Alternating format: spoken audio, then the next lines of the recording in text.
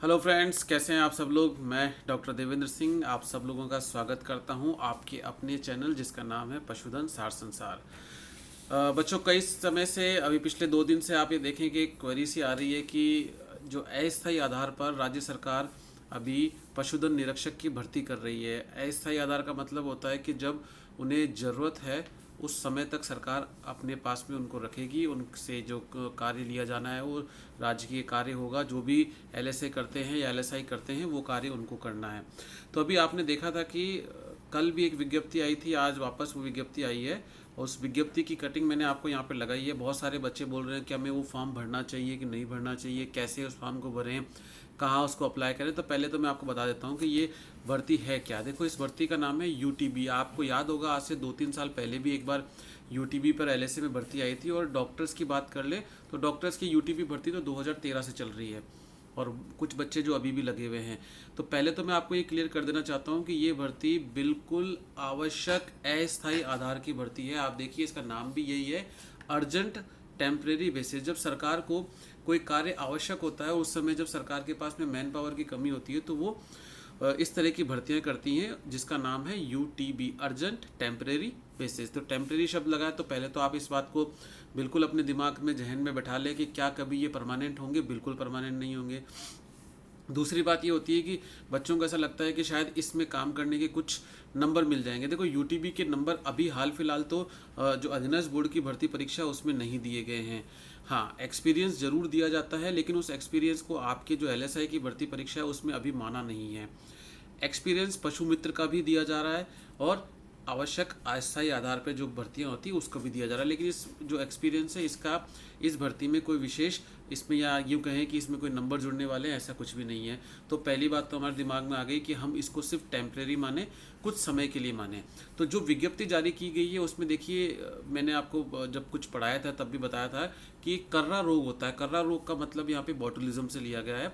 जो बॉटुलिज्म है वो पश्चिमी राजस्थान के अंदर काफ़ी फैल रहा है, गायों तक में भी फैल रहा है। उसके रोकथाम और उसके निवारण के लिए लगभग 500 पशुधन निरीक्षकों को और 125 पशु चिकित्सकों को अस्थायी आधार पर लेंगे। तो देखो, मैं यहाँ पर कुछ हाईलाइट कर रहा हूँ, उसको आप लोग पढ़िएगा। अभी क्या करना है, सिर्फ 8 जिले लिए इन्होंने, जोधपुर, फड़ौदी, बाड़मेर, बालोतरा, जैसलमेर, पाली, सिरोही और जालोर के अंदर। कैसे ले रहे हैं? अर्जेंट टेम्परेरी बेसिस पे ले रहे हैं। कितने? 125 तो पशु चिकित्सक हैं और 500 पशुधन निरीक्षकों को ले रहे हैं। कितना रुपए मिलेगा इसमें? देखो, मैं बता देता हूँ कि 26,300 रुपये प्रति माह की दर से दिया जाएगा। डॉक्टर्स को तो ये 3 माह के लिए ले रहे हैं, लेकिन जो पशुधन निरीक्षक है उनको ये ले रहे हैं मार्च 2026 तक। तो अभी अपन चल रहे हैं, मई लास्ट चल रहा है, तो 6 महीने, तो ये 9 महीने, लगभग 9 महीने की ये भर्ती है। तो जो लोग बेरोजगार साथी हैं उनको इस भर्ती में ज़रूर भरना चाहिए। जो लोग एग्ज़ाम दे रहे हैं वो ये पूछते हैं कि क्या हमें भरना चाहिए। मुझे ऐसा लगता है कि देखिए, एग्ज़ाम होगा, एग्ज़ाम का रिज़ल्ट आएगा, तब तक आप लोग इस अस्थायी आधार पर भर्ती में भर सकते हैं। एक एक्सपीरियंस भी मिलता है, राज्य सरकार का अनुभव भी प्राप्त होता है और साथ के साथ आप लोग देखेंगे कि इसमें एक अनुभव प्रमाण पत्र तो आपको मिल ही रहा है, प्लस सरकार आपको 26,300 प्रति माह दे रही है। इसके बाद देखो कैसे इसको भरना है, इस चीज़ पे बात हम करेंगे। यहाँ पर आप देखा कि जो भी दिशा निर्देश दिए गए हैं वो इन्होंने साइट पे अपलोड कर दिए। उनमें से कुछ मैं पीडीएफ आपके सामने लेकर आऊँगा। अब यहाँ पर एक चीज़ आपको ध्यान रखनी है कि जो अंतिम तिथि है वो क्या है। जो पशुधन निरीक्षक के जितने भी इच्छुक विद्यार्थी हैं वो 31/5/2025 को प्रातः 10 बजे से 4 बजे के बीच संबंधित संयुक्त निदेशक पशुपालन विभाग, मान लीजिए कोई जोधपुर में लगाना चाहता है तो वो जोधपुर में जाना पड़ेगा, उसको फलौदी जाना पड़ेगा। हालांकि इन्होंने 2 जिले ऐसे बनाए हैं, जैसे फलौदी और बालोतरा, इन दोनों के लिए आपको जोधपुर और बाड़मेर के संयुक्त निदेशक कार्यालय में ही जाना पड़ेगा। तो जिले कितने हो गए आपके? जोधपुर, फलौदी, बाड़मेर, बालोतरा, जैसलमेर, पाली, सिरोही व जालोर। ये समझ लीजिए कि ये स्थानांतरण नहीं होगा। ऐसा नहीं होगा कि कोई ये सोचे कि मेरा एक बार बाड़मेर हो जाएगा सिलेक्शन तो मैं जालोर में पोस्टिंग करा लूँगा, संभव नहीं है। पाली में करा लूँगा, संभव नहीं। एक बार आपका आवेदन हो गया तो हो गया। कैसे करना है आवेदन? तो आवेदन का इन्होंने एक प्रारूप दिया है, इसको आप टाइप करा लें या इसको प्रिंट ले करवा लें। मैं आप बता देता हूँ। देखो, यहाँ पर सबसे पहले तो इन्होंने फ़ोटो की बात करी है। आवेदक का यहाँ पे फ़ोटो लगेगा। फ़ोटो लगने के बाद में कुछ आवेदक से संबंधित यहाँ पर छोटी छोटी डिटेल्स मांगी गई, जैसे आवेदित जिले का नाम, आप किस जिले के अंदर आवेदन करना चाहते हैं। तो आपको केवल 8 जिले ही हैं जिनमें आवेदन करना है। ऐसा नहीं है कि कोई जयपुर भर देगा, कोई बीकानेर भर देगा। इन 8 जिलों के अलावा आपको नहीं भरना है। इसके अलावा जो आज जिस श्रेणी में आप भरना चाहते हैं, आवेदक का नाम, पिता का नाम, जन्म तिथि, जाति, लिंग, शैक्षणिक विवरण, ये बहुत ज़रूरी है क्योंकि इसी के आधार पर आपका सिलेक्शन होगा।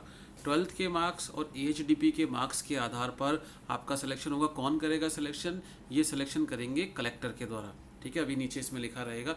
इसके अलावा आपका गृह जिला, स्थायी निवास, पत्र का जो व्यवहार का पता है वो, और इसके पश्चात आपको अगर आपकी कोई संतान है तो 2002 के बाद संतानों का विवरण देना पड़ेगा, और विवाह पंजीयन, अगर विवाह हुआ है तो उसका पंजीयन भी कराना पड़ेगा। इसके बाद एक एफिडेविट है जो आपने इसमें यहाँ दिया ही है। आगे बढ़ते हैं। इसी फॉर्म के अंदर, इस फॉर्म के 6 पेज है। पहला पेज मैंने आपको पढ़ के बता दिया। दूसरा पेज, ये जो पेज है देखो बच्चों, इस पेज के अंदर आपको ये ध्यान रखना है कि इस पेज को आपको क्या करना है, 50 रुपये के नॉन जुडिशियल स्टैम्प के ऊपर, मतलब एक 50 रुपये का स्टैम्प आएगा, वाइट पेपर पे उसको टाइप करा लीजिएगा। इसमें लिखा हुआ है किस लिए, कि no claim for permanent employment. ऐसा नहीं होगा कि कल को आप रजिस्टर में साइन करेंगे या किसी संस्था में आपको प्रभारी बना दिया गया तो आप ये क्लेम करेंगे कि भैया ये जॉब हमें परमानेंट दे दो। साफ है ये जॉब परमानेंट नहीं है। ये जो है कैसी है, आवश्यक अस्थायी आधार पर भर्ती है, ठीक है। इसके बाद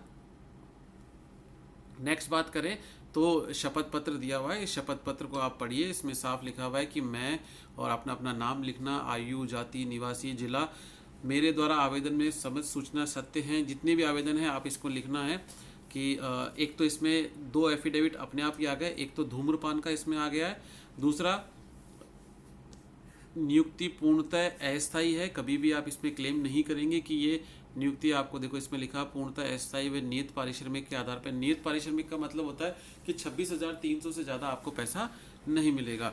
इसके बाद विवाह पंजीकरण अगर आपने करा लिया है तो इसका भी एफिडेविट इसी में बन जाएगा। और जिस स्थान के लिए मेरा चयन होगा, देखो 7वां पॉइंट पढ़िए, जिस स्थान के लिए मेरा चयन किया जाएगा मैं उसी स्थान के मुख्यालय पर निवास करूंगा या करूंगी।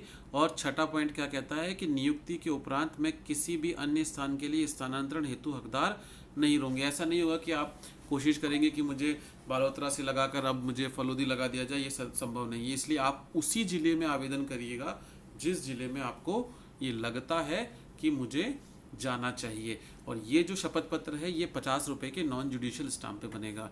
आगे बढ़ते हैं, क्या कहता है अगला पेज। देखो अगला पेज में इन्होंने बताया है कि कितनी कितनी पोस्टें हैं। तो ये पोस्टें आप देखो, सबसे ज़्यादा पोस्टें हैं जोधपुर ज़िले के अंदर 90 पोस्टें हैं, फलौदी में 50 हैं, बाड़मेर में 70 हैं, बालोतरा में 70 हैं, जैसलमेर में 70 हैं, पाली में 60, सिरोही में 70 और जालोर में 40, कुल 500 पद दिए गए हैं, ठीक है। तो अपनी सुविधा अनुसार जिसमें आपको लग रहा है कि आपको लगे कि ज़्यादा संभावना है, उसी जगह पर आप लोग अपना आवेदन कर सकते हैं, ठीक है। आगे बढ़ते हैं। अब कुछ रूल्स रेगुलेशन है, देखो इसको ध्यान से पढ़ लीजिएगा। ये रूल्स रेगुलेशन ही आपको क्योंकि दिक्कत हो जाती है कि हम रूल्स रेगुलेशन पढ़े बिना ही चले जाते हैं। मैं पढ़ के बता रहा हूँ, कुछ थोड़ा फास्टली चलेंगे, कोई दिक्कत नहीं है। अभ्यर्थी द्वारा एक जिले में विज्ञप्ति अनुरूप दिनांक 31/5/2025 को प्रातः 10 बजे से 4 बजे तक संबंधित संयुक्त निदेशक जो पशुपालन विभाग है उसके कार्यालय में खुद को जाना पड़ेगा। देखो खास बात है कि कुछ लोग ये बोल रहे हैं कि साहब हम हमारे किसी व्यक्ति को भेज दें। नहीं भाई, व्यक्तिशः उपस्थित होना पड़ेगा। ऐसा नहीं है कि आप अपने भाई को या अपने किसी रिलेटिव को वहाँ भेज देंगे, नहीं होगा। इसके अलावा जो व्यक्ति बालोतरा और फलोदी के लिए लगा रहे हैं, बालोतरा वाले तो जाएंगे बाड़मेर और फलोदी वाले जाएंगे जोधपुर, क्योंकि अभी उनका जिला मुख्यालय अभी पूरी तरीके से प्रशासनिक व्यवस्था हुई नहीं है। इसलिए पशुपालन विभाग के जो कार्यालय रहेंगे जिसके अंदर जोधपुर और बाड़मेर का, वहीं पर आपको जाना है। आगे बढ़ते हैं। अब देखो क्या क्या रिक्वायरमेंट है। प्रार्थी को मान्यता प्राप्त संस्थान से 2 वर्षीय पशुपालन डिप्लोमा, तो इसका मतलब डिप्लोमा होना चाहिए। ऐसा नहीं कि जो पढ़ रहा है वो भी व्यक्ति उसमें चला जाएगा।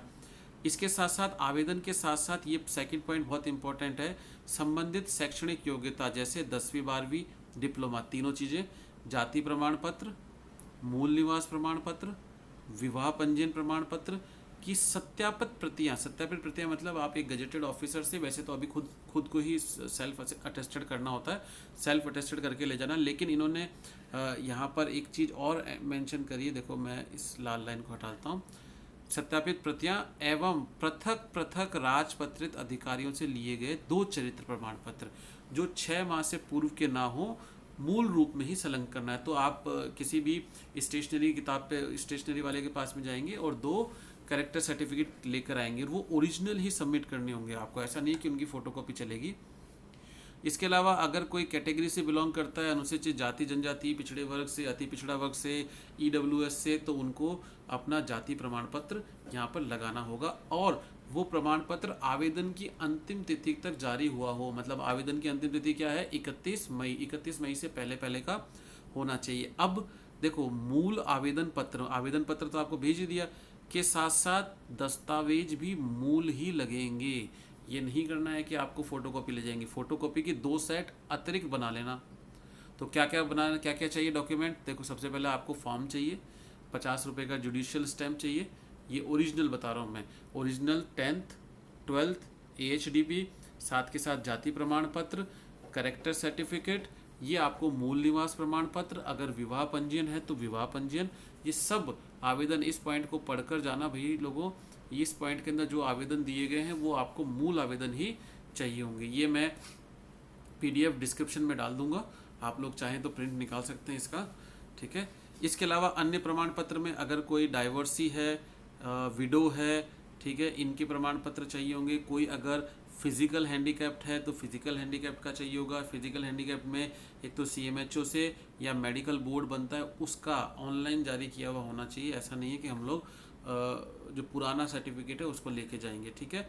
इन्होंने जो दिव्यांग जन हैं उनकी कैटेगरी अलग ही बना रखी है। इसके बाद अगर आई विज़न की प्रॉब्लम है तो वो भी लेना चाहिए। साथ के साथ अगर उत्कृष्ट खिलाड़ी का आपके पास सर्टिफिकेट है, भूतपूर्व सैनिक का सर्टिफिकेट है, तो उसकी भी आपको प्रतियां लेके जानी पड़ेगी।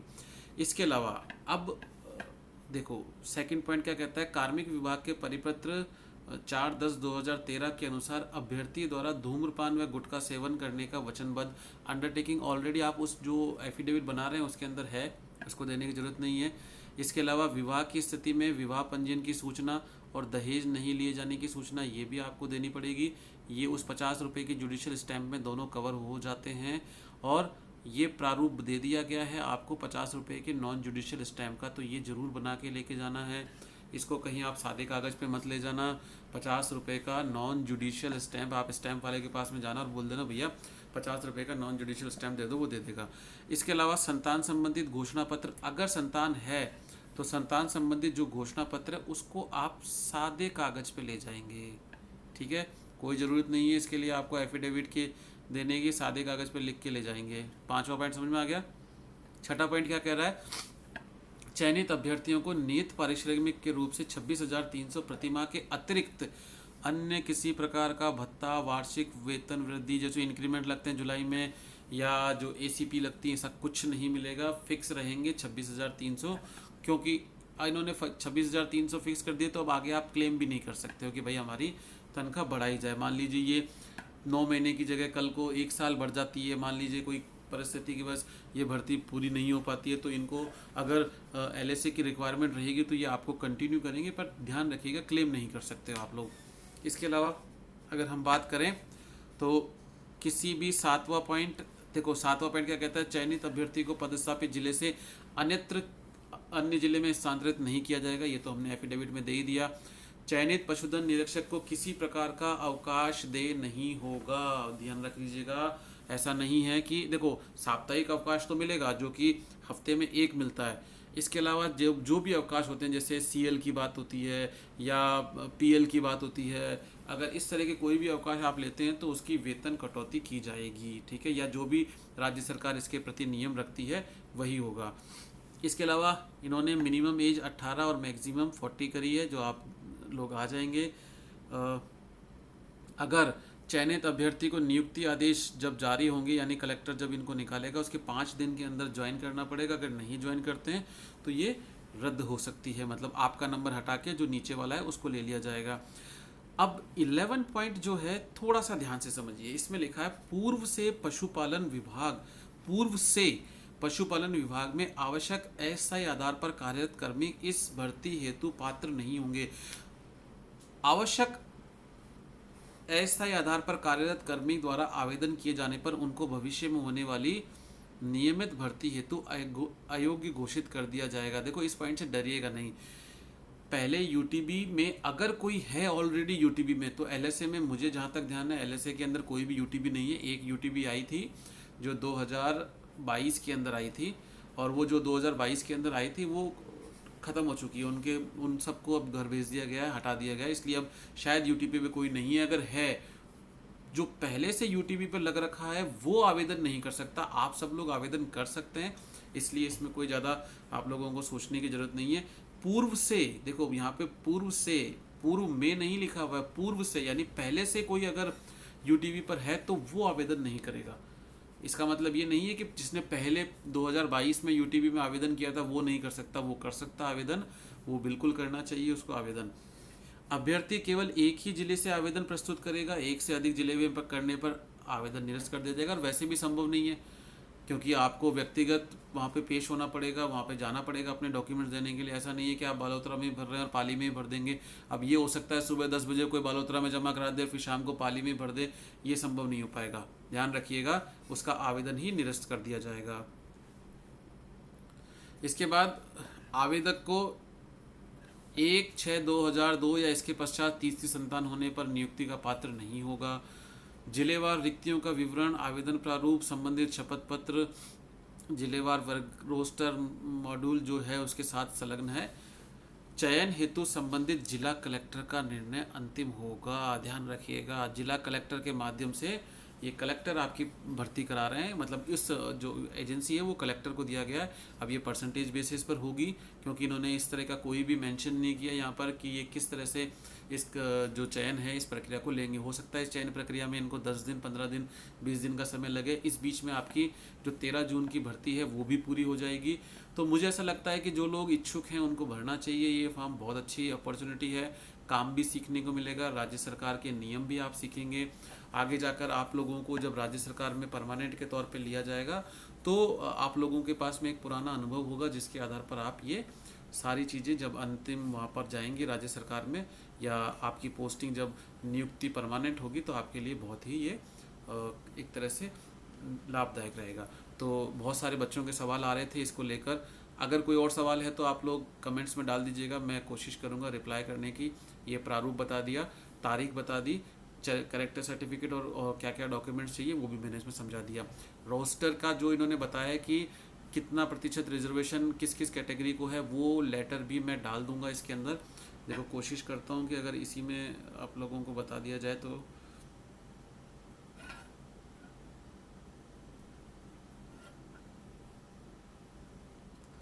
चलिए, कोई नहीं, वो मैं डिस्क्रिप्शन में डाल दूंगा उस लिंक को। Thank you very much. अच्छा, एक चैनल को लाइक ज़रूर करें और इसको सब्सक्राइब करें, ताकि नए वीडियोस जो कि अब रेगुलर आते रहेंगे आप लोगों को मिलते रहें। Thank you very much.